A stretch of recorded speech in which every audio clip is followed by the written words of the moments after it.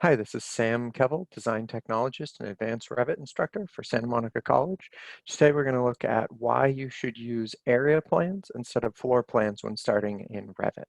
So this is the residential sample project, and if we go to the first floor plan, we'll immediately see they have an entire layout. It has all the bedrooms and living rooms and closets. Every piece of space in the building has been accounted for. And so if we look at the uh, room schedule, the room schedule will show you all of these areas. So if I add a quick other field of the level, and then we're going to group it by level so that we can see what's going on with the totals.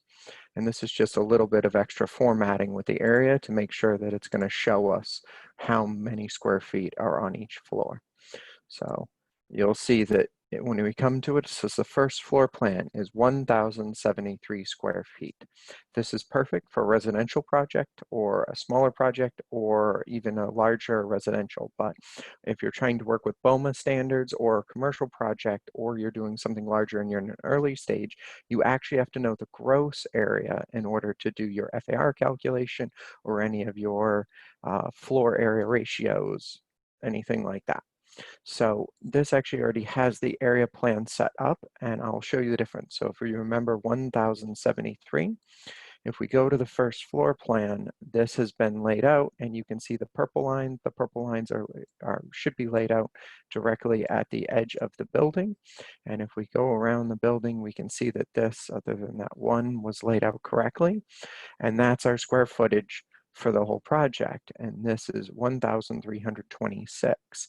This is because in an area boundary plan, your purple line area lines from the architecture menu, area boundaries, these are going to be more like a CAD line that's going to act as a polyline that will give you just whatever areas inside it, not counting walls or any of the other areas that are discounted from a floor planned room. A room boundary is going to be set, and it can't include any of these extra spaces.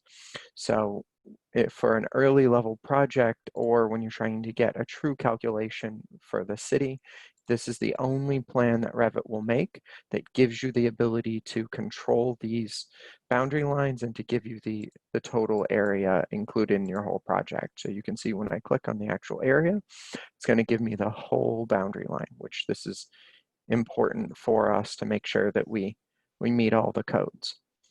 And that's it. Thanks for watching, and I'll see you next time.